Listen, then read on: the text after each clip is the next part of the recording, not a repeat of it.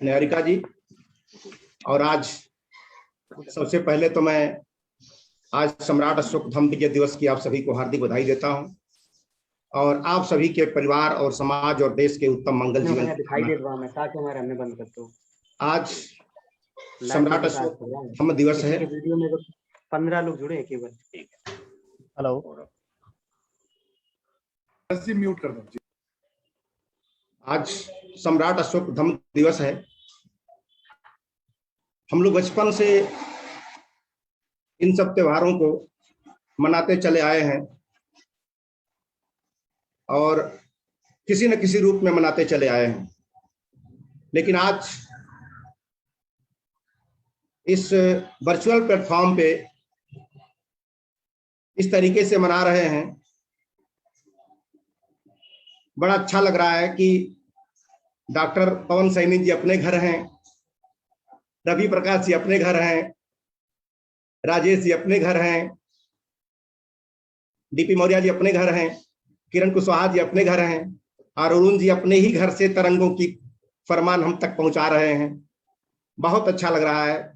और हमारे राष्ट्रीय महासचिव हम सबके सम्मानित शत्रुघ्न साक्य जी, कितना बड़ा संजोग है। कभी हम लोग सुना करते थे कि आकाशवाणी होती है, लेकिन आज तो आकाशवाणी सीधा दिखाई दे रही है कि आप कहाँ हम कहाँ, तुझे गैरों से कब फुर्सत, हम अपने गम से कब खाली, चलो हो चुका मिलना न तुम खाली न हम खाली। तो आज कोई खाली नहीं है, फिर भी हम लोग मिल रहे हैं। सब अपने अपनी जगह पे हैं, अपने अपने काम पे हैं, फिर भी हम एक दूसरे के साथ हैं।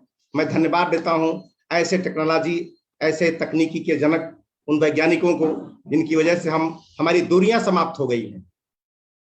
नहीं तो हम तो तरसते रह जाते कि पवन जी से मुलाकात कब होगी, तरसते रह जाते रवि जी से मुलाकात कब होगी। लेकिन थैंक्स टू इस टेक्नोलॉजी को कि सम्राट अशोक धम्म दिवस के बहाने हम सब वो प्रीतम पसे पहाड़ पर दो नैनन के बीच, दुनिया का कुछ भी हो लेकिन हम एक दूसरे के करीब हैं। बहुत अच्छा लग रहा है। मैं दिल से बहुत खुश हूं क्योंकि मैं भी कहीं हूं।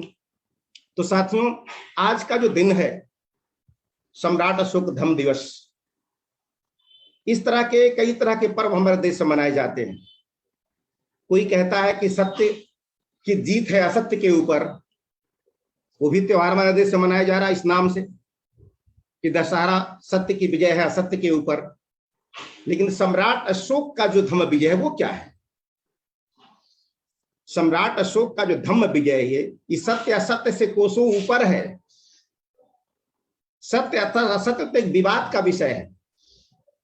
किसी चीज को हम सत्य मानते हैं तो सामने वाला नहीं मानता है, किसी चीज को सामने वाला सत्य मानता है तो मैं सत्य नहीं मानता हूं। लेकिन सम्राट अशोक धम्म का जो विषय है, जो दिवस है, ये हर व्यक्ति विवश है मानने के लिए। और सम्राट अशोक धम्म जो दिवस है ये हिंसा पर अहिंसा का विजय है। ये सत्य असत्य से कोसों दूर है। सत्य असत्य तो परिस्थितियों के अनुसार बदल सकता है, सत्य परिस्थितियों के अनुसार बदलता रहता है, लेकिन हिंसा और अहिंसा ये कभी नहीं बदलती। हजारों साल पहले भी वही थी और हजारों साल भी वही है। हजारों साल पहले भी हिंसा पहुंचाने पर लोगों को दुख होता था, संवेदनाएं बाधित होती थी। और हजारों साल बाद भी अगर कोई किसी को दुख पहुंचाएगा तो कष्ट होगा। यानी परिस्थितियां बदलती है, तकनीकी बदलती है, व्यवस्था बदलती है, लेकिन मानवीय संवेदनाएं कभी नहीं बदलती। और सम्राट अशोक लाखों लोगों का जब कत्लेआम कलिंग के मैदान में हुआ, सोचिए जनसंख्या के अनुपात में उतना बड़ा युद्ध संसार में कभी नहीं हुआ होगा। क्योंकि अगर 1 लाख लोग मारे गए होंगे तो जनसंख्या भी तो कम रही होगी। उस अनुपातिक देश से उतना जबरदस्त युद्ध कभी नहीं हुआ। अब सोचिए कि इतने बड़े युद्ध को जीतने वाले राजा को जश्न मनाना चाहिए, अपने विजय का जश्न मनाना चाहिए, जीत का तांडव करना चाहिए। लेकिन इतना महान राजा जो मानवीय संवेदनाओं से इतना द्रवित हो गया, इतना द्रवित हो गया कि इतनी शानदार जीत के बाद भी जीत का जश्न नहीं, मौत का मातम मना रहे हैं। कौन सा ऐसा राजा होगा जो जीतने के बाद जश्न न मना के मातम मनाए? ये कितना बड़ा कन्वर्जन है। इतिहास में ऐसी कोई घटना नहीं घटी है। इतिहास में अकेली ऐसी घटना है जो जीतने के बाद जश्न नहीं मातम मनाता हो राजा। शायद दुनिया के अंतिम और दुनिया के पहले राजा ऐसे हैं। तो आखिर खुशी क्यों नहीं मना रहे थे? क्योंकि जब इंसान नष्ट होने लगा, राजा जो युद्ध करता है साम्राज्य विस्तार के लिए, उसमें जनता की मर्जी नहीं होती कि साम्राज्य हमारा बढ़े। जनता तो सुखी रहना चाहती है मात्र, लेकिन राजा का अहंकार होता है कि अपने अहंकार की पूर्ति के लिए साम्राज्य का विस्तार चाहता है। कितना करेगा विस्तार, इसकी कोई सीमा है? एक राज्य जीता दूसरा चाहिए, दूसरा जीता तीसरा चाहिए। इस साम्राज्य की कोई सीमा ही नहीं है। ये बात सम्राट अशोक को 2300-2400 साल पहले समझ में आ गई कि कोई भी राजा की महानता इसमें नहीं है कि उसका साम्राज्य कितना बड़ा है। किसी भी राजा की महानता उसमें है कि उसके साम्राज्य में रहने वाली जनता कितनी सुखी है, कितनी संपन्न है, कितनी खुशहाल है। और इस विजयदशमी के बाद सम्राट अशोक का जो हृदय परिवर्तन हुआ, निगेटिव ऊर्जा किससे पॉजिटिव ऊर्जा की तरफ जो इनकी एनर्जी गई, जो मानवीय हिंसा से लोक कल्याण की तरफ चली गई, तो सम्राट अशोक को मानवीय संवेदनाओं के प्रति सजग राजा नहीं कह सकते। खाली सम्राट अशोक को लोक संवेदनाओं के प्रति सजग राजा कह सकते हैं। मानवीय संवेदना के लिए तो सिर्फ उसे कह सकते हैं कि अस्पताल बनवा रहा है। अस्पताल बनवाने वाला मानवीय संवेदना से जुड़ा व्यक्ति है, लेकिन जो पशु पक्षियों तक को अस्पताल बनवा रहा है वो तो लोक संवेदना वाला व्यक्ति है। नहीं तो क्या जरूरत थी पशुओं के लिए अस्पताल बनवाने की? क्या जरूरत थी पक्षियों के लिए अस्पताल बनवाने की? आज भी सरकार पशु पक्षी के प्रति जागरूक नहीं है। आज इतनी आगे बढ़ने के बावजूद भी अभी इंसान के प्रति हम उतना जागरूक नहीं है, तो पशु पक्षी की बात कहां से बात करें। लेकिन आज से लगभग 2300-2400 साल पहले एक राजा कितना मानवीय संवेदनाओं के करीब छू के जी रहा है, कितना पास से एहसास कर रहा है उनकी संवेदनाओं को। और ये संवेदना कैसे जागी? जब लाखों लोग मारे गए तो कोई माँ रो रही थी, कोई पत्नी बिलख रही थी, कोई बच्चा बिलबिला रहा था अपने बाप के खोने के दुख में युद्ध से, क्योंकि युद्ध में तो सारे सैनिक मारे गए। वो सारे सैनिक किसी के पति रहे होंगे, किसी के बाप रहे होंगे, किसी के बेटा रहे होंगे, किसी के पिता रहे होंगे। तो एक घटना, एक अगर आदमी की हत्या होती है तो उससे जुड़े कितने लोग दुखी होते हैं। उससे देखने में लगता है कि एक व्यक्ति मरा है, लेकिन उस व्यक्ति के मरने से उसके ऑफिस में काम करने लोग, उसके रिश्तेदार, उसके दोस्त, यहां तक बहुत सारे लोग उससे दुखी होते हैं। इसलिए सम्राट अशोक के अंदर जो मानवीय संवेदना जागी, उसके बाद उन्होंने शिलालेख लिखवाया, तो उसमें लिखवाया कि कलिंग में जितनी क्षति हुई है उसका 1000वां भाग भी अब मुझे स्वीकार नहीं है। उसका 1000वां भाग भी स्वीकार नहीं है मुझे। ये मुझे बड़ा कष्टकर होगा। तो आज का जो विजयदशमी पर्व है, कहीं ना कहीं हम ऐतिहासिक भटकाव में हम लोगों ने बहुत कुछ खोया है, और इस भारत ने भी बहुत कुछ खोया है। इस भारत ने बहुत कुछ खोया है। काश ये सम्राट अशोक के पाहन पत्र न होते, पत्थरों पे लिखी गई चिट्ठियां न होती। और एक कदम बढ़ के मैं बोल सकता हूं, हालांकि आजाद भारत में बोलना ठीक नहीं है, लोगों को अच्छा नहीं लगेगा, फिर भी मैं बोल सकता हूं कि अंग्रेज हमारे देश में ना आए होते और इन खंडहरों को साफ न किए होते, तो शायद भारत के असली इतिहास पर, गौरवशाली इतिहास पर आज भी चील और कौवे अपना शौच कर रहे होते। मैं thanks to sir John Cunningham, thanks to James Prinsep, thanks to अर्टेल, तमाम उन अंग्रेज इतिहासकारों का जिन्होंने भगवान बुद्ध और सम्राट अशोक से जुड़ी हुई जो संस्कृति जमीन के अंदर दबी थी उसको बाहर निकाल दिया। इसलिए मैं ये कहना चाहता हूं कि गुरु गोविंद दो खड़े काके लागू पाए। तो अगर भगवान बुद्ध का हम सम्मान करते हैं, पूजा करते हैं, अशोक का सम्मान और पूजा करते हैं, तो निश्चित रूप से सम्राट अशोक और बुद्ध को जमीन से खोद के निकालने वाले हैं वो लोग जिन्होंने हमें परिचय कराया कि अशोक और बुद्ध कौन थे। नहीं तो हम कहां से जानते? हम तो भटक गए थे, दुनिया से भटकाव में आ गए थे, अपनी संस्कृति सभ्यता को भूल गए थे। भारत गौरवशाली इतिहास क्या है भारत खुद ही भूल चुका था। सब लोग जानते थे कि झंडा ऊंचा रहे हमारा, विजयी विश्व तिरंगा प्यारा। लेकिन इससे पूछ दिया जाए कि झंडा ऊंचा, विजयी विश्व तिरंगा पहनने का गौरव कैसे प्राप्त हुआ आपको? ये विजयी विश्व कौन था दुनिया में जिनकी वजह से हम कॉलर उठा के बोल रहे हैं कि विजयी विश्व तिरंगा प्यारा? काश अगर सम्राट अशोक का इतिहास, ये गौरवशाली संस्कृति न होती तो शायद इस गीत को गाने का हमें अवसर प्राप्त न होता। अशोक की वजह से ही हम गाते हैं कि झंडा ऊंचा रहे हमारा, विजयी विश्व तिरंगा प्यारा। इस गीत की वजह से ही गाते हैं। गीत उसी कल्पना में बनी है। यहां तक ये गीत बनी है कि जहां डाल डाल पर सोने की चिड़िया करती है बसेरा, वो भारत देश है मेरा। जहां आसमान से बातें करते मंदिर और शिवालय, जहां किसी नगर में किसी द्वार पर कोई न ताला डाले। ये ताला नहीं डालने वाला काल कौन सा था? अगर किसी कवि ने इस गीत की कल्पना की होगी तो किसी न किसी समय काल को अपने आंखों के सामने रख के, अपनी कल्पनाओं में रख के तो ये गीत लिखा होगा। हवा में तो गीत लिखा नहीं गया कि ताला नहीं पड़ता है। तो निश्चित रूप से हम लोग फख्र के साथ कह सकते हैं तो सम्राट अशोक का काल ही था जब लोग घर में ताला नहीं लगाते थे। ये बहुत बड़ी बात है। और इसलिए बहुत सारे देश आज हैं जो भटकाव में आ गए हैं। अभी चाइना आपके बगल में देश है, बहुत दिनों तक आप सुने होंगे चाइना में फौज ही नहीं थी, वहां पुलिस ही नहीं थी। इधर आई है बाद में, बहुत समय बीतने के बाद वहां पुलिस आई है, थाने बने हुए हैं। तो ये सब बहुत सारी चीजें हैं। तो सम्राट अशोक का जो धम्म दिवस है, अगर हम लोग इसको परंपरा के तहत मनाते रहते तो शायद आज भारतीय समाज का परिवेश और सोचने समझने का अंदाज ही कुछ और होता। इसलिए सम्राट अशोक के मन में कलिंग युद्ध के बाद एक ऐसी संवेदना जागी, उस संवेदना इनको मजबूर कर दिया कि आज से हम रण विजय नहीं करेंगे, धम्म विजय करेंगे। क्योंकि रण विजय, कोई भी व्यक्ति जो मानवीय संवेदनाओं से संवेदित होगा, कोई व्यक्ति अगर मानवीय संवेदनाओं से सचमुच संवेदित होगा, वो पक्का युद्ध का प्रेमी नहीं हो सकता है। क्योंकि युद्ध हर हाल में, हर काल में अहितकर ही होता है या अल्प लाभ वाला होता है। युद्ध कभी संपूर्ण लाभ नहीं देता है। कभी भी युद्ध होता है तो लाभ कम, हानि ज्यादा होती है। और युद्ध सिर्फ और अहंकार के लिए किया जाता है। युद्ध के पीछे पता लगाएंगे तो यही होता है, अहंकार। हम बड़े तो हम बड़े, हम बड़े तो हम बड़े, इसके अलावा मुकदमा और युद्ध का कोई वजह नहीं होता है।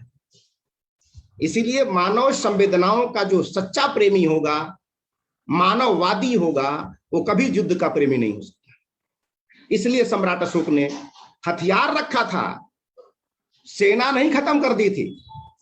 बहुत सारे लोग कहते हैं कि सम्राट अशोक ने हथियार रख दिया विजयदशमी के दिन, इसीलिए हम कायर हो गए।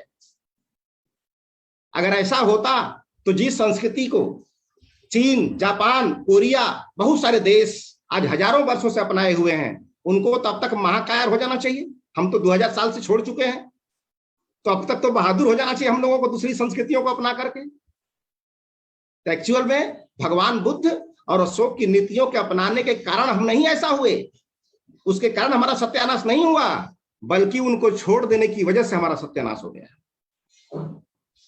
अगर भगवान बुद्ध को हम छोड़े ना होते तो हमारी बुद्धि में विश्लेषण करने की क्षमता होती, मूल्यांकन करने की क्षमता होती, संश्लेषण करने का पावर होता। लेकिन जब हमने मान लिया कि माना त देव ना त पत्थर, तो संश्लेषण करने की विधि खत्म हो गई दिमाग से, संश्लेषण करने का पावर ही खत्म हो गया, सोचने वाली बुद्धि ही खत्म हो गई, क्योंकि सोचना ही नहीं है, मान लो खाली। तो भगवान बुद्ध ने तर्क दिया हमें, मूल्यांकन करने का पैमाना दिया हमें। अगर पैमाना किसी के पास नहीं है तो व्यक्ति सत्य और सही का, कुशल अकुशल का अलगाव ही नहीं कर सकता, उसको अलग अलग कर ही नहीं सकता। जैसे अभी मैं बोलूं आप लोगों से कि मेरे बैग में 2 लीटर कपड़ा है, मेरे बैग में 2 लीटर कपड़ा है, मैं झूठ बोल रहा हूं कि सही बोल रहा हूं? झूठ बोल रहा हूं कि सही बोल रहा हूं कि मेरे बैग में 2 लीटर कपड़ा है? तो आप बोलेंगे आप झूठ बोल रहे हैं। कैसे जान लिया आपने? क्योंकि आपने इसलिए जान लिया कि मैं कपड़ा को लीटर में नाप रहा हूं, मीटर में नहीं नाप रहा हूं। जबकि मेरा बैग आपने चेक नहीं किया, मेरा बैग चेक किए बगैर आपने मान लिया कि मैं झूठ बोल रहा हूं, क्योंकि लीटर की वजह से आपने पकड़ लिया कि लीटर में कपड़ा नापा ही नहीं जा सकता, डॉक्टर झूठ बोल रहे हैं। लेकिन अगर ऐसे हजारों लोग हैं जिनको लीटर मीटर का पता न हो, पैमाने का पता ही न हो, उनके सामने मैं बोलूंगा कि भाई मेरे बैग में 2 लीटर कपड़ा है, तो लोग बोलेंगे हाँ डॉक्टर साहब बड़े अच्छे आदमी, झूठ थोड़े बोलेंगे। माने हमारे भरोसे आपने सही मान लिया, आपको पता नहीं है मूल्यांकन करने का तरीका। लेकिन अगर आपको लीटर मीटर का पता चल जाए, पैमाने का पता चल जाए, तो मैं खुद धोखा नहीं दे सकता, यहां तक कि भगवान बुद्ध भी आपको धोखा नहीं दे सकते, क्योंकि आपके पास वो स्केल आ गया पकड़ने का। तो इस सम्राट अशोक का जो धम्म दिवस है, यह मानवीय और अमानवीय में क्या फर्क है, इसका ये मानक है ये आज का धम्म दिवस। नहीं तो सम्राट अशोक को कलिंग विजय के बाद फिर नए साम्राज्य के विजय की चिंता करनी चाहिए थी। लोग यही तो चाहते हैं कि सम्राट अशोक ने हथियार रख दिया, इसीलिए सत्यानाश हो गया। तो ये निराधार है। और कोई भी व्यक्ति जो युद्ध का प्रेमी होगा वो मानवता का प्रेमी नहीं हो सकता है। जब भी दुनिया में युद्ध हुए हैं तो हानि के अलावा कुछ नहीं हुआ। बाद में सम्राट अशोक की इसी नीति को संयुक्त राष्ट्र संघ ने अपना लिया। निशस्त्रीकरण का संदेश जो संयुक्त राष्ट्र संघ का, वो क्या है? संयुक्त राष्ट्र संघ का यह उद्देश्य है कि हथियार मुक्त यह पूरा विश्व बने। संयुक्त राष्ट्र का उद्देश्य क्या है? कि हथियार मुक्त ही पूरा देश बने। अगर यही बात सम्राट अशोक बोलते हैं तो कायरता की बात हो गई, और संयुक्त राष्ट्र बोलता है तो मानवता की बात हो गई। तो ये कहिए कि सम्राट अशोक की नीतियों को ही संयुक्त राष्ट्र संघ फॉलो करता है। इसके लिए हम संयुक्त राष्ट्र संघ का अभिनंदन करते हैं, नमन करते हैं कि उन्होंने उसको फॉलो किया। तो हम लोग अपने महापुरुषों को समझने की कोशिश करें, उनके सोच के स्तर तक पहुंचने की कोशिश करें। क्योंकि अगर कोई पीएचडी लेवल की बात कर रहा है तो जब तक हमारा सोचने समझने का स्तर उस पीएचडी लेवल पर जाएगा नहीं, तब तक वो बात हमारे समझ में नहीं आएगी। इसलिए सम्राट अशोक का जो दिवस है, आज का दिन इसी बात की एहसास दिलाता है कि आज के दिन सम्राट अशोक ने साम्राज्यवादी मार्ग को छोड़ दिया, खूनी रास्ता छोड़ दिया, और आज के बाद उन्होंने समता, समानता, विश्व बंधुत्व, वसुधैव कुटुंबकम का मार्ग अपनाया। इसीलिए मैं तो ये कहता हूं कि सम्राट अशोक ही वसुधैव कुटुंबकम के जनक हैं। दुनिया तो सिर्फ बात करती है, वसुधैव कुटुंबकम देवानाम, वो कहता उदार चरितानाम तू वसुधैव कुटुंबकम। लेकिन जिन लोगों ने इस बात को कही वो तो अपने भाई को ही भाई मानने को तैयार नहीं थे। ये छूत है तो यह छूत है, तो ये दास है तो ये नीच है। तो जो भाई अपने ही धर्म के अनुयायियों को, अपने ही देश के अनुयायियों को नीच समझता हो, अछूत समझता हो, वो पूरी वसुधा की परिवार की बात करे, वो छलावा नहीं तो क्या है? ये छलावा है वसुधैव कुटुंबकम का। लेकिन सम्राट अशोक के मन में जब पूरी दुनिया के प्रति कल्याण की भावना जागी, लोक संवेदना जागी, तो उन्होंने दुनिया का सबसे बड़ा दान अपने बेटा बेटी को दान करके उस धर्म के लिए समर्पित कर दिया, दुनिया के कल्याण के लिए। कितनी बड़ी बात है। अगर वो जानते कि श्रीलंका मेरा देश नहीं है, वो जानते कि बर्मा मेरा देश नहीं है, तो क्यों अपना बेटी को भेजते श्रीलंका में? उनको तो भारत में रखना था, उनको तो बेटा बेटी को भारत में रखना था। लेकिन उन्होंने कह दिया कि समस्त प्रजा हमारी संतान है। जब संतान कह दिया तो अपने संतान के लिए हर व्यक्ति अपनी जान निछावर करना चाहता है। उन्होंने कहा कि हमारी प्रजा हमारी संतान की तरह है।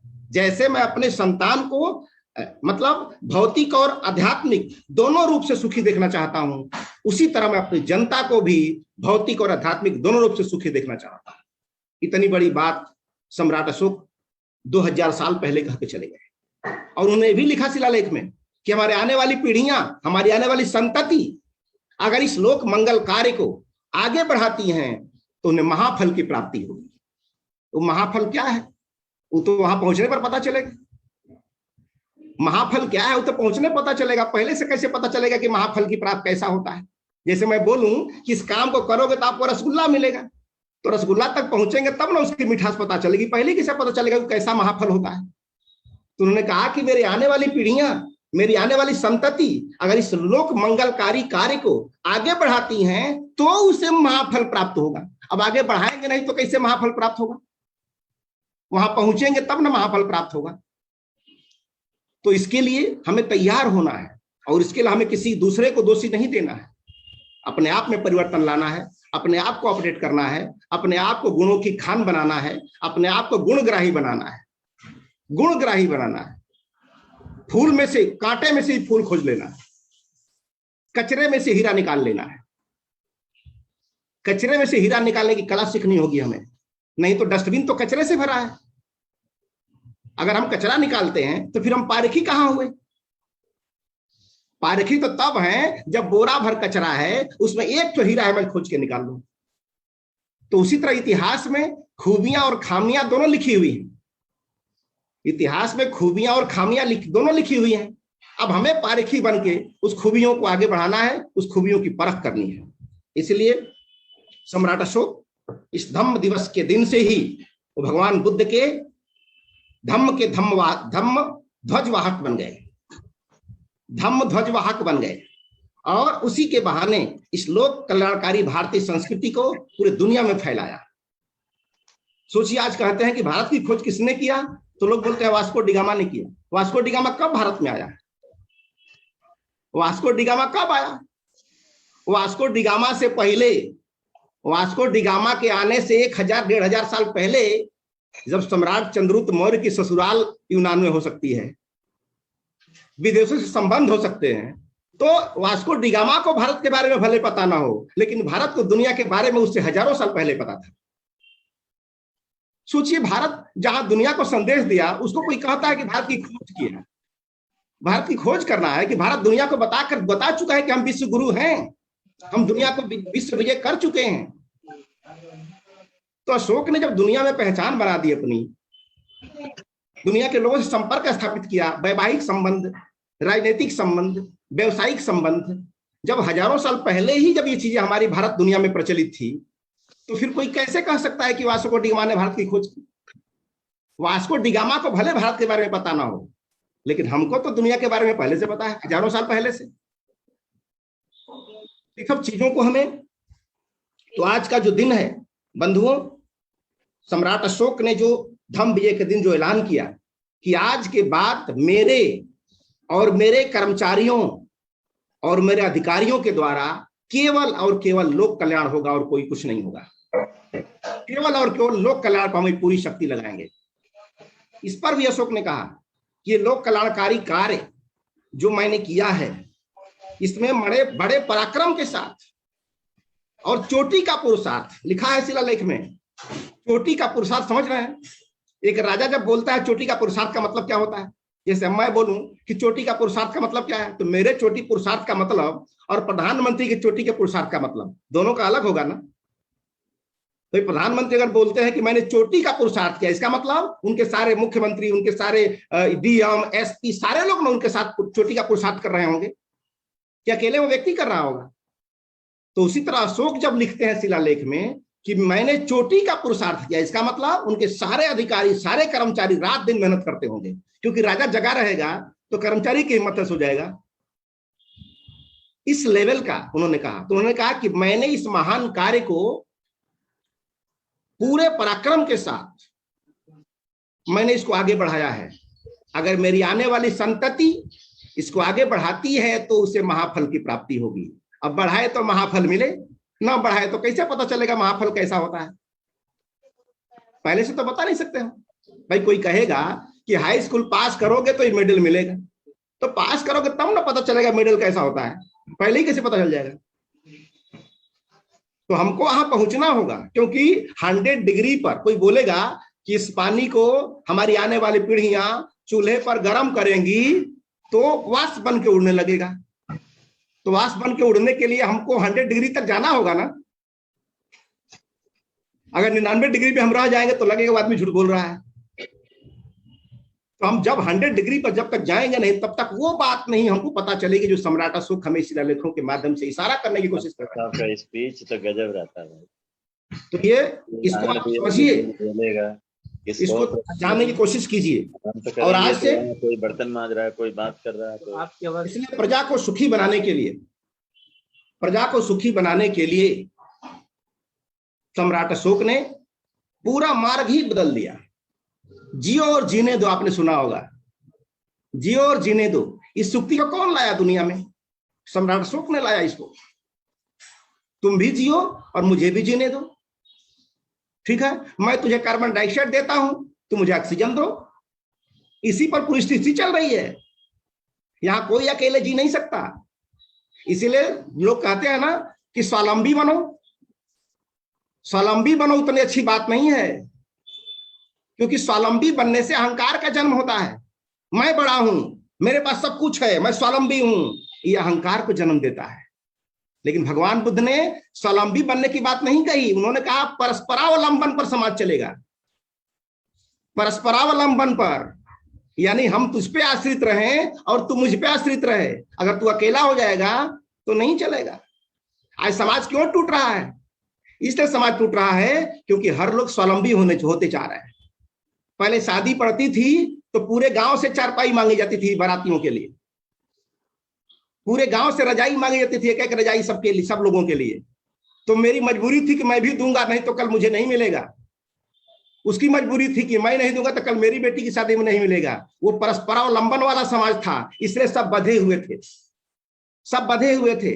आज टेंट हाउस आ गया, हमारे पास सब कुछ है, मैं क्यों अपने भाई को पूछूंगा, मैं क्यों अपनी पड़ोसी को पूछूंगा?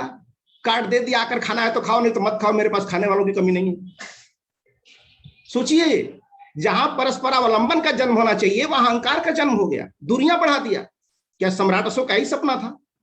अगर हम मानवीय संवेदनाओं से संवेदित होते तो हम, हमारा दुख दूसरा समझता है तो दूसरे को दुख हम भी समझते। और इतना जान लीजिए, प्रेम बिना मजबूरी के नहीं होता है। प्रेम की मजबूरी होगी तभी होगा। नर और नारी एक दूसरे से क्यों प्रेम करते हैं? उसकी मजबूरी है, क्योंकि नारी अकेले सृष्टि का निर्माण नहीं कर सकती और नर भी अकेले सृष्टि का निर्माण नहीं कर सकता। तो मिलना मजबूरी है। अगर जिस दिन मजबूरी समाप्त हो जाएगी, ये दोनों रिश्ते भी समाप्त हो जाएंगे जो बचे हुए हैं। आज भी देखिए बहुत सारे लोग क्या कर रहे हैं, सरोगेट बेबी ले रहे हैं। सरोगेट बेबी पैदा कर लेना जरूरत नहीं है। ये आने वाले समय में ये रिश्ते पर भी खतरा आने वाला है। ये जो रिश्ता है ये भी खतरा होने आएगा। क्यों? क्योंकि जिस बात के लिए हम निर्भर थे वो बिना निर्भरता का मेरा काम हो गया, तो मैं क्यों वहां पर निर्भर रहूं? तो फिर जो ये दो रिश्ते वो भी टूट जाएंगे। इस कदर हमारी संवेदना डाउन हो रही है। तो टेक्नोलॉजी से बहुत कुछ आगे तो जा ही रहा है, लेकिन टेक्नोलॉजी से हमारी संवेदनाएं भी नष्ट हो रही हैं, क्योंकि इंसान टेक्नोलॉजी की वजह से मशीनी होता चला जा रहा है। अब खुश होना है तो मिल के नहीं कर सकते, अंगूठा दिखाने के अलावा कोई उपाय नहीं रहेगा। व्हाट्सएप पे बेटा जीत गया तो अंगूठा दिखाने के अलावा गले लगाने का अवसर नहीं मिल रहा है। और जब तक आपस में मिलोगे नहीं, सटोगे नहीं, तो आकाशवाणी से संवेदनाएं नहीं जा सकती हैं। संवेदनाओं के तो मिलना पड़ेगा ना भाई। आज डॉक्टर साहब पवन जी सैनी से मैं शब्दों से जुड़ा हूं, लेकिन असली खुशी तो तब मिलेगी जब स्किन से स्किन टच होगा, शरीर से शरीर टच होगा, तब असली संवेदनाओं का ट्रांसफर होगा। तब जो मोहब्बत पैदा होगी, उस मोहब्बत में जान होगी, उस मोहब्बत में अस्थायीपन होगा, वो टिकाऊपन होगा उसमें। तो आज ये धम्म दिवस बड़ा महान पर्व है, एक वैचारिक क्रांति का पर्व है, एक इंसान के अंदर इंसानियत को परिवर्तन करने का पर्व है, एक हिंसक से अहिंसक बनने का पर्व है, एक अमानवीय चेतना से मानवीय चेतना की तरफ ट्रांसफर होने का पर्व है। लेकिन सम्राट अशोक इस पर्व को राष्ट्रीय राजधानी में मनाया करते थे, यानी राष्ट्रीय पर्व था। उस जमाने में राष्ट्रीय पर्व था और राजा आज के दिन से अपनी लोक कल्याणकारी योजनाओं की घोषणा करते थे कि आज इस साल मैंने अगले साल के लिए क्या योजना बनाई है। वो पब्लिक में खड़ा होकर बोलते थे मंच से कि ये करूंगा, इस साल ये करना है, इस साल ये करना है। इसी दिन घोषणा होती थी पाटलिपुत्र के मैदान में, जिसको आज गांधी मैदान कहा जा रहा, पटना में। तो जब नहीं जानेंगे तो इतिहास ही वो आईना है, इतिहास ही वो आईना है जिसमें भविष्य निर्माण की खूबियां छुपी होती हैं। जब इतिहास नहीं जानेंगे, जान भी गए और उसको समझने की कला पैदा नहीं करेंगे, तो फिर वो बात नहीं आएगी जो महाफल वाली बात हो रही है। महाफल के आसपास घूमेंगे लेकिन महाफल नहीं मिलेगा। महाफल के तो 100 डिग्री जाना ही पड़ेगा, 100 डिग्री से 1 डिग्री कम है तो नहीं मिलेगा। तो बड़ा अच्छा लग रहा है कि हम हजारों लोग एक साथ जुड़ के, और फेसबुक पे पता चला लाइव हो रहा है, तो मैं फेसबुक पर जो हमारे साथी, हमारे देश के जो इस महोत्सव से जुड़े हुए लोग सुन रहे हैं, उनके प्रति भी मैं अपनी संवेदना व्यक्त करता हूं और उनके मंगल जीवन की कामना करता हूं कि आप उन सूत्रों को समझें। सम्राट अशोक ने जब जाना भगवान बुद्ध की लोक कल्याणकारी नीतियां क्या है, तो नीतियां रट लेने से क्या हो जाएगा? नीतियों को रट ले तो क्या हो जाएगा। तो उन्होंने ठान लिया कि इनकी नीतियों का जो परिणाम है उसका व्यवहारिक रूप लाके दिखाऊंगा मैं, क्योंकि जब तक व्यवहारिक रूप नहीं आएगा तो रिजल्ट कैसे दिखाई देगा। भाई A+B का होल स्क्वायर लिखा गया है किताब में, हमको याद भी है, लेकिन जब तक A का मान नहीं रखेंगे, B का मान नहीं रखेंगे तो इक्वल टू उत्तर कैसे आएगा उसका। तो अशोक ने क्या किया कि भगवान बुद्ध की जो नीतियां थी, वो सूत्र थे, वो फार्मूले थे, सम्राट अशोक ने उनमें मान रख दिया। मान रख दिया तो उत्तर आ गया, और जो उत्तर आ गया तो विश्व गुरु और विश्व विजेता के रूप में भारत का परिणाम आ गया। तब आया, ऐसे नहीं आया। महाफल कोई ऐसी छोटा शब्द नहीं है, भले इसमें 4 शब्द है महाफल, लेकिन महाफल का जब विश्लेषण करेंगे, इसका एलाबोरेशन करेंगे, तब पता चलेगा इसका कितना बड़ा रूप है। हम लोग सौभाग्यशाली हैं जो समय रहते इस महान संस्कृति से जुड़ गए, और वो परिवार सौभाग्यशाली है जो इस मिशन से, इस सूत्रों से अपने आप को लगा लिया है। बस मैं यही चाहता हूं कि हम लोग भगवान बुद्ध के सूत्रों के साथ जीव की तरह रहें, कलछुल की तरह न रहें।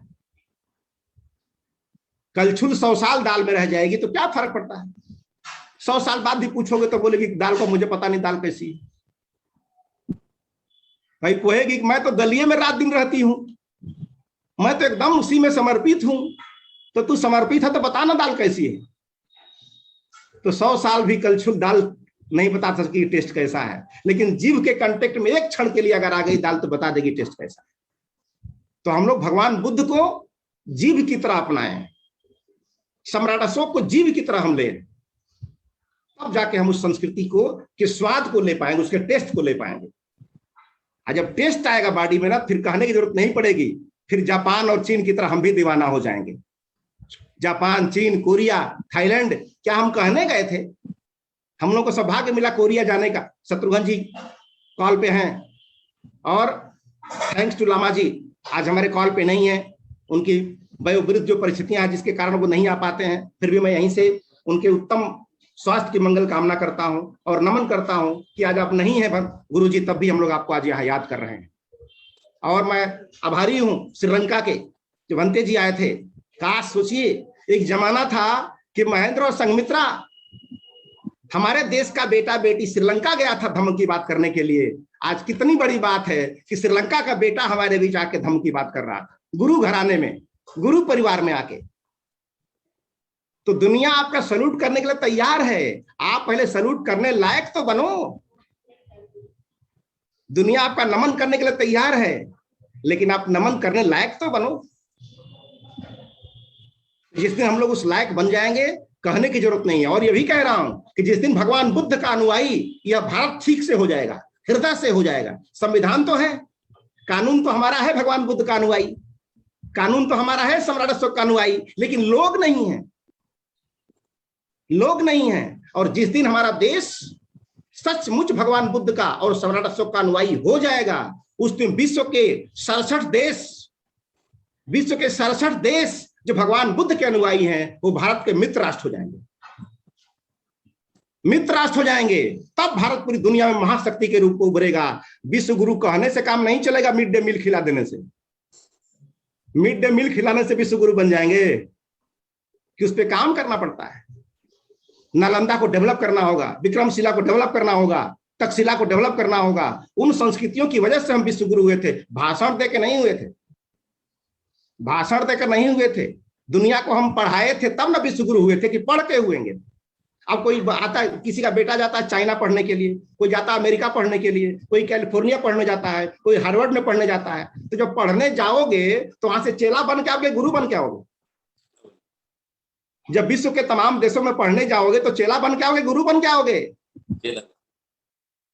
तो अगर चेला बनना है तो पढ़ने जाओ, और गुरु बनना है तो पढ़ने के लिए भारत में बुलाओ। बाध्य करो, दुनिया सीखने आए भारतवर्ष में। ये फक्र की बात नहीं कि मुझे जापान की तरह बनना है। हमारे प्रधानमंत्री जी बोलते हैं कि हमको टोयोटा बनाना है, जापान की तरह बनाना है। ये गर्व की बात नहीं है, शर्म की बात है कि मुझे जापान की तरह बनना है। गर्व तब होता जब जापान आकर कहता है कि मुझे गुरु देश भारत की तरह बनना है। लेकिन ऐसा हो गया कि गुरुए रह गए और चेला चीनी हो गए। गुरु रह गए, चेला चीनी हो गए। तो हम लोगों को उस तरह बनना है कि दुनिया जो बुद्ध की अनुयायी है वो फक्र के साथ कह सके कि मुझे भारत जैसा बनना है। ये खुशी की बात नहीं कि भारत को जापान की तरह बनाना है, चाइना की तरह बनाना। अरे वो तो हमारे चेला है ना। तो गुरुजी का इतना दिन गिर गया, इतना दुर्दिन आ गया कि चेला की तरह बनने की कोशिश कर रहा है। सोचिए सोचिए कहां है 2000 साल में इस देश ने क्या खोया है, 2000 साल में इस भारत ने क्या गंवाया है, और कचरा इकट्ठा करके हम सोने का चिड़िया बनाने की कोशिश कर रहे हैं। कचरा इकट्ठा करके सोने की चिड़िया बनाने की कोशिश कर रहे हैं। शिक्षा के स्तर को गिराते जा रहे हैं और विश्व गुरु बनने का सपना देख रहे हैं। तो इसलिए होश में आना हम लोगों को बहुत बड़ी जिम्मेदारी है। अगर अशोक ने लिख दिया है कि आने वाली हमारी संतति इस मार्ग पर चलेंगी, तो क्या इशारा है उनका? इस लाइन को लिख के क्या इशारा है? तो जिसके लिए लिखा गया है वो नहीं समझेंगे तो वो सम्राट अशोक आके थोड़े समझाएंगे फिर से। हम तो सौभाग्यशाली हैं जो किसी ने भोजपत्र पे लिखा, किसी ने कागज पर लिखा, कागज पर लिखकर बोल रहे हैं अति प्राचीन संस्कृति, कागज पर लिख लिख के बोल रहे हैं कि अति प्राचीन संस्कृति है। अरे जब कागजवा हुआ होगा तभी ना तुम्हारी संस्कृति होगी। प्राचीन कागजवा से पहले हो गया हो, पहले कागज बना होगा ना, कि पहले संस्कृतियां बन गई होगी तुम्हारी प्राचीन संस्कृति। तो जिसका इतिहास कागज पे लिखा हुआ है वो प्राचीन कैसे हो सकता है? हमारा इतिहास जो भारत का गौरवशाली इतिहास है, ग्लोरियस हिस्ट्री है, वो लोहे की कलम से पत्थरों के पन्नों पे लिखा हुआ है। ये प्राचीन इतिहास है। जो जमीन के ऊपर है, जो जमीन के ऊपर है वो प्राचीन है, कि जो खुदाई में निकल रहा है नीचे से वो प्राचीन है। सोचिए, जो लोग अपने आप को अति प्राचीन कहने की कोशिश कर रहे हैं वो जमीनिया के ऊपर हैं, वो जमीन के ऊपर है। जो प्राचीन प्राचीन चिल्ला रहे हैं उनको अलग से लिखना पड़ रहा है अति प्राचीन संस्कृति। अरे प्राचीन रहे, बूढ़ा आदमी को देख के बोलना पड़ेगा, बूढ़ा आदमी को देख के बोलना पड़ेगा मैं बूढ़ा आदमी हूं, कि लोग देख के जान जाएंगे बूढ़ा आदमी है। अब गाल चमचमाता रहेगा, गाल भरा रहेगा, बोलेगा अति प्राचीन बूढ़ा है, तो नहीं लगेगा बूढ़ा आदमी नहीं है, झूठ बोल रहा है। तो जिसकी प्राचीन संस्कृति होगी, जो संस्कृति प्राचीन होगी, उसको बताना पड़ेगा कि मैं अति प्राचीन हूं, कि देख के पता चल जाएगा। ठीक है। तो जो जमीन के ऊपर बैठा है वो बोल रहा है कि मैं, अब सोचिए पहले 2 तल्ला बिल्डिंग बनेगी कि पहले नीचे वाला 1 तल्ला बनेगा? तो नीचे वाला पर लिखा गया अति आधुनिक, और 2 तल्ला को लिख देगा अति प्राचीन। अरे भैया नीचे वाला बनेगा, 2 तल्ला बनेगा कैसे? पहले नीचे वाले पर लिख दिया जाए अति आधुनिक और ऊपर वाले पर लिख जाए अति प्राचीन। ये समझ नहीं ना कि बेवकूफ बनाया जा रहा है। तो जो जमीन के ऊपर है उस पर लिखा गया अति प्राचीन, और जो जमीनिया के अंदरवा से खुद के निकल रहा है वो प्राचीन नहीं है। क्या है ये सब? समझिए ध्यान से। बहुत बड़ी ग्लोरियस हिस्ट्री, समृद्धशाली इतिहास कहीं खो न जाए, इसलिए हमारी जिम्मेदारी है, हर नौजवानों की जिम्मेदारी है। तो जो जहां है वो अशोक क्लब में हो या चाहे न हो, जहां भी हैं आपकी ड्यूटी बनती है। भाई देश के नागरिक है ना, भले फौज में भर्ती नहीं है, देश के नागरिक है ना, भले फौजी नहीं है, तो फौज की जिम्मेदारी तो है देश की सुरक्षा करना। लेकिन आपकी जिम्मेदारी है ना कि टोटी अगर पानी गिर रहा है प्लेटफॉर्म पे तो उसको बंद कर दें, रोड पे डिवाइडर लगा तो उसमें थूके मत पान खा के। इतना तो जिम्मेदारी है ना हमारी। जहां कहता है टॉयलेट ना कर दें, जहां कहता है कुछ भी ना उल्टा पुल्टा ना कर दें, जहां कहता है कचरा ना फेंक दें, इतना तो हम कर सकते हैं ना। ये भी देशभक्ति है। ये ना समझे कि कारगिल में जाके मरना ही देशभक्ति है। अगर प्लेटफॉर्म पे टोटी खुला है, पानी अनावश्यक बर्बाद हो रहा है, तो खड़ा होकर जाके बंद कर देते हैं। दिस इज आल्सो देशभक्ति। तो हम लोग को समझना है। इसलिए सम्राट अशोक जो धम्म दिवस है, ये तीज और त्योहार और मनोरंजन का उत्सव नहीं है।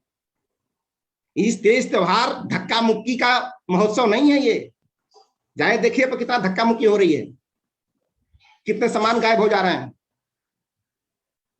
तो ये आज से जान लीजिएगा कि धर्मराज अशोक धम्म दिवस ये उत्सव महोत्सव का त्योहार नहीं है, ये विचारों के परिवर्तन का त्योहार है, व्यक्ति में परिवर्तन का परिवार है, नेगेटिव ऊर्जा को पॉजिटिव में कन्वर्जन करने का त्योहार है। इसलिए शायद समय ज्यादा हो रहा है। निहारिका जी, बड़ा अच्छा लग रहा है आपको सुन के। जी जी, आपके लिए समय ज्यादा नहीं है सर, बोलते रहिए अभी काफी। बाकी मन थैंक यू, पलक पलक झपकने का मन भी नहीं कर रहा है बिल्कुल। आपको सुन के बहुत अच्छा लगा। Thank you sir. आप लोग पसंद कर रहे हैं, आपकी खूबी है, ये हमारी खूबी है। बहुत ज्यादा नाम सुना है, काफी दिनों से सुन रहे हैं, पर आज दर्शन पाने का बड़ा मौका लगा और मैं चाहूंगा जल्दी एक समय निकालूंगा आपके चरण स्पर्श कर सकूं। बिल्कुल, थैंक यू सर। आपने परखा, ही आपकी खूबी है, मेरी खूबी नहीं है। क्योंकि बड़ा बड़ाई ना करे, बड़ा ना बोले बोल, सोना का भाव ना कहे, लाख टका मूल मोल। आज का जो महोत्सव है, आज का जो ये पर्व है, इसमें मैं इतना ही कहूंगा कि कांटों में रहकर भी फूलों की तरह महकना सीखो। कांटों में, परिस्थितियां चाहे जो भी हो, कांटों में रहकर भी फूलों की तरह महकना सीखो और कीचड़ में रहकर भी कमल की तरह खिलना सीखो। कीचड़ में रहकर भी कमल की तरह खिलना सीखो और परिस्थितियों से जो घबरा जाए वो लौह पुरुष हो नहीं सकता। जो परिस्थितियों से घबरा जाए वो लौह पुरुष हो नहीं सकता। इसलिए परिस्थितियां चाहे जो भी हो, शांति, धर्म और धैर्य के साथ जीतने का हुनर सीखो। शांति, धर्म और धैर्य के साथ जीतने का हुनर सीखो। यही संदेश देता है सम्राट अशोक का ये धम्म दिवस। शायद तलवार की विजय किए होते तो अशोक को हम नहीं जानते। आज हथियार चलाने की वजह से हम उन्हें नहीं जानते हैं, हथियार रखने की वजह से हम उन्हें जानते हैं। कलिंग विजय किया इसलिए हम उन्हें नहीं जानते हैं, कलिंग विजय के बाद उन्होंने जो किया, कलिंग विजय के बाद उन्होंने किया, उसके लिए हम उन्हें जानते हैं। उनकी तलवार की गर्माहट से हमें पता नहीं चलता है कि वो कितने महान थे। तलवार में गर्माहट है, फिर भी वो चलती नहीं है, इसलिए वो महान थे, इसलिए वो महान हुए। कहे ना कि क्षमा, वो कैसे है कि भुजंग वाला है कि क्षमा भुजंग को क्या तो है कि मतलब काटने की क्षमता ही ना हो। अब बोलेंगे मैं काटता नहीं हूं, तो चाह कर भी तो नहीं काट सकता। लेकिन समर्थ है हम, तुझे जो चाहते अशोक तो इतना समर्थ थे कि एक फरमान जारी कर देते कि कल से सब भगवान बुद्ध के अनुयायी सबको हो जाना है। लेकिन उन्हें थोपा नहीं धर्म को। सोचिए, समर्थवान होने के बावजूद उन्हें थोपा नहीं धर्म को कि इसको मानो। उन्होंने कहा कि बहुश्रुत बनो। सोचिए कितनी बड़ी बात है। उन्होंने कहा कि जनता को और विभिन्न धर्म के लोगों को बोला कि आप सभी बहुश्रुत बनो। बहुश्रुत का मतलब सबकी सुनो, क्योंकि हर धर्म में, हर संप्रदाय में कुछ तो अच्छाई होगी, कुछ तो अच्छाई होगी। भाई पूरा अगर घर भूसा से भरा है तो 2 भी गेहूं उसमें होगा ना। पूरा चालोगे तो 1 किलो भी तो गेहूं निकलेगा ना। तो 1 किलो गेहूं तो है उसके घर में काम लायक ना। तो इसीलिए अशोक ने कहा कि सारे धर्म के लोग बहुश्रुत बने, सब लोग सबकी सुने। लेकिन ऐसा कब होगा? तो अगला जगह क्लच लगाया उन्होंने, अगली बात पर ब्रेक और क्लच लगाया कि ऐसा होगा सबकी सब सुनेंगे कब? जब वाणी में संयम होगा तब। वाणी में संयम होगा तब ना सुनेंगे। अब कोई बोलेगा कि तू 1 हिंदू मारेगा तो मैं 10 मुसलमान मारूं, तू 1 मुसलमान मारेगा तो 10 हिंदू मारूंगा। ये वाणी का संयम है क्या? ये सबको सुनने की कला है क्या? तो बहुश्रुत होने के लिए सबसे जरूरी है वाक संयम। वाक संयम, कब क्या बोलना है, कितना बोलना है, इसकी समझ।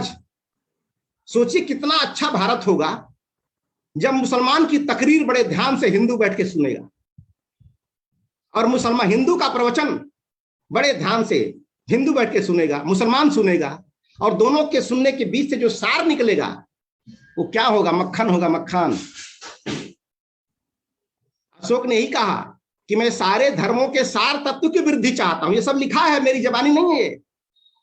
ऐसा नहीं कि मैं बोल रहा हूं, ये पत्थर पे लिखा हुआ है। जब भी कोई चाहे पढ़ सकता है, वो दस्तावेज आज भी अजर और अमर है। इसलिए मैं कहता हूं कि ब्रह्मलेख की बात नहीं, अब शिलालेख की बात करो। ब्रह्मलेख की बात नहीं, अब शिलालेख की बात करो। क्यों? क्योंकि ब्रह्मलेख का तो कहीं अता पता नहीं है कि है कहां, लेकिन शिलालेख का तो पता है कहां है। और संजोग से बात, पवन सैनी जी जिस राज्य में है वहां तो है ना बैराट का शिलालेख। बैराट शिलालेख राजस्थान में है, जाके पढ़े वहां जाके।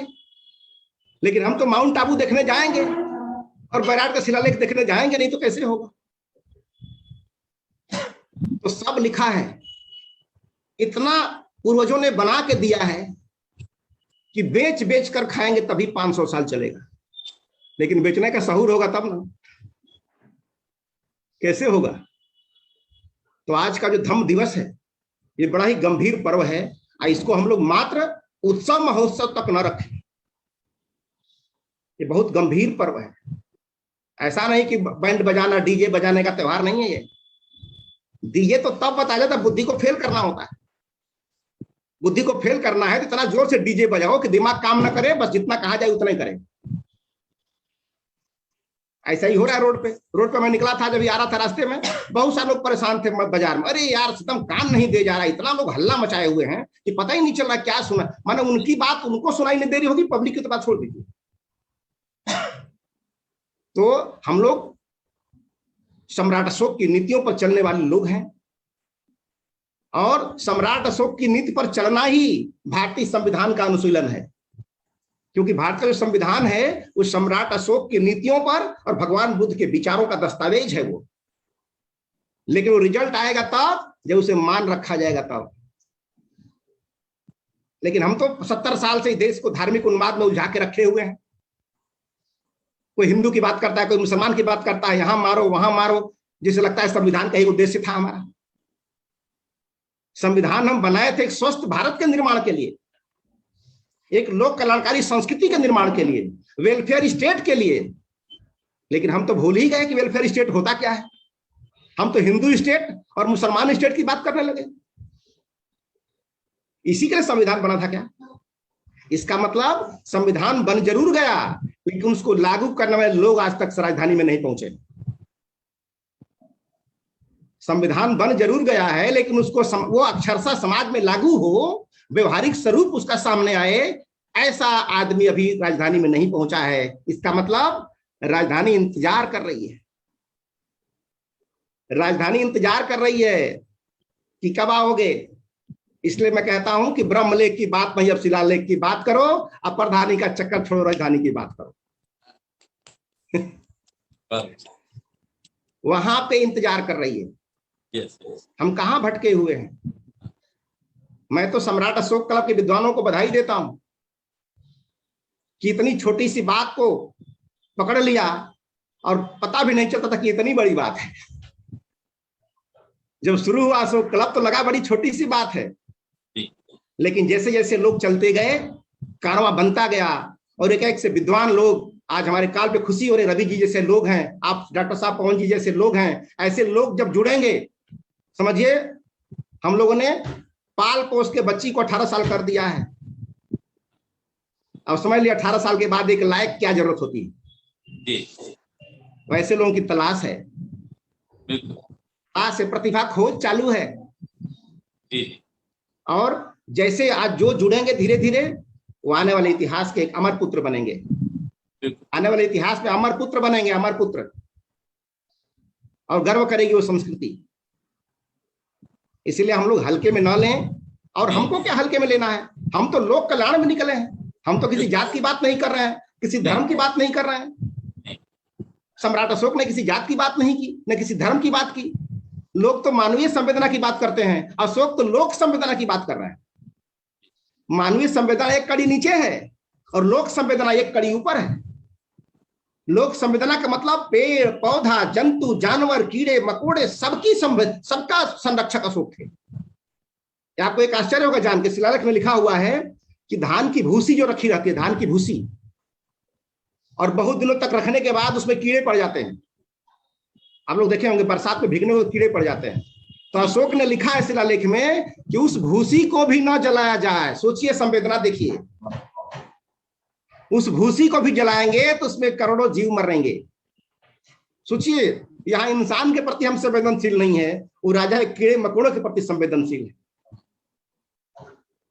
क्या हम बोलते हैं, यहाँ पशुओं के पीछे पड़े हैं, इनको मत मारो उनको मत मारो। पशु को बचाने में इंसान को मारा जा रहा है, धर्म को बचाने में इंसान को मारा जा रहा है। भाई धर्म बना था इंसान की रक्षा के लिए ना, धर्म बना था इंसान की रक्षा के लिए, लेकिन इंसान को मारा जा रहा धर्म की रक्षा के लिए। कैसा धर्म है? सोचिए, गाड़ी खरीदी गई कि हम जल्दी पहुंचेंगे, और गाड़ी को साइड में करके पैदल चलवाया जा रहा है। क्या मतलब है? तो कहीं ना कहीं हम भटकाव में हैं और यह पूरा देश भटकाव में है, पूरा देश भटकाव में है। इसीलिए आज तक हमें बहुत सोचे, इससे बड़ा दुर्भाग्य सर क्या हो सकता है कि हम जिस देश में रहते हैं उस देश के संविधान को इस देश का नागरिक नहीं जानता। इससे बड़ा दुर्दिन क्या हो सकता है?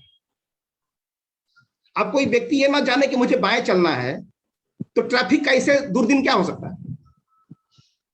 अगर हमारे देश का नागरिक ये ना जानता हो कि देश के बाएं, रोड के बाएं चलना है, तो इससे दुर्दिन क्या हो सकता है ट्रांसपोर्ट विभाग का, कि आज तक ये बताने में नहीं सफल हो सका कि बाएं चलना चाहिए। तो सोचिए किसकी काम, कौन काम है ये, किसका वर्क है?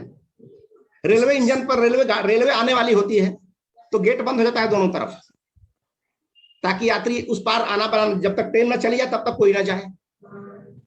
अब सोचिए कि गेट बंद है फिर भी मोटरसाइकिल टेढ़ा करके और झुक करके अंदर से बाहर निकल जाते हैं। गेट बंद है तब भी। तो गेट किस लिए बंद है? आज संजोग से अगर वहां गेट ना लगा हो और कोई कट जाए तो जनता बवाल करती है तुरंत। बताइए, आज जहां गेट होता तो कोई कटता नहीं, गेट लगा है तो कौन सा नियम का पालन कर रहे हो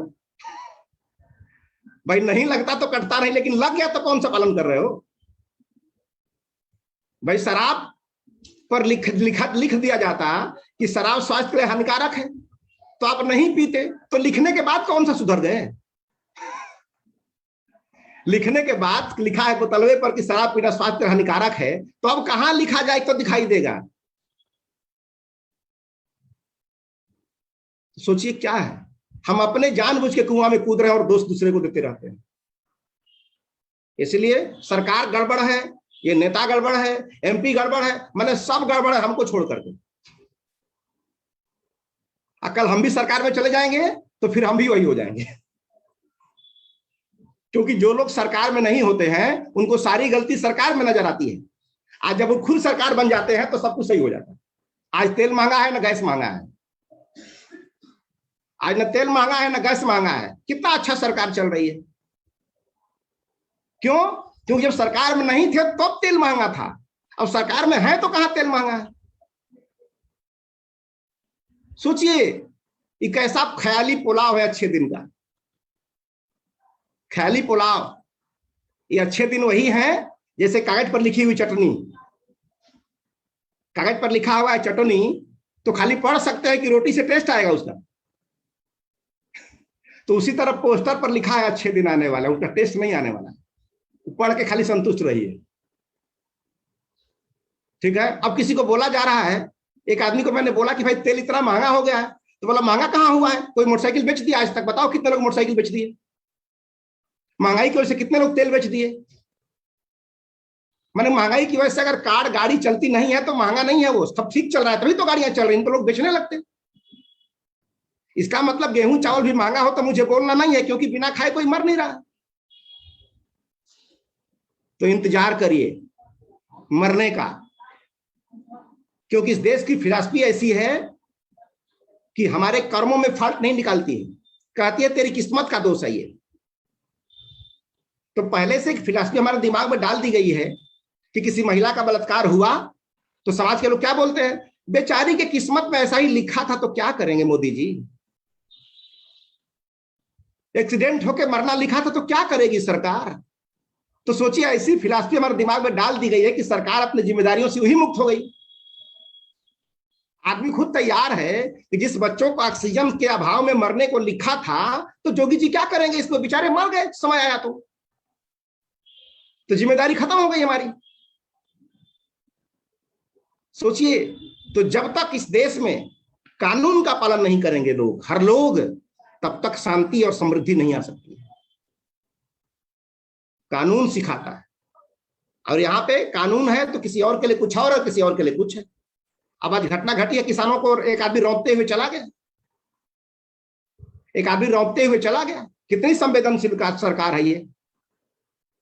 सोचिए एक राजा ने लोगों को मार दिया तो उसी दिन से त्याग कर दिया, क्या आज के बाद हथियार उठाऊंगा ही नहीं, इतना संवेदनशील राजा है।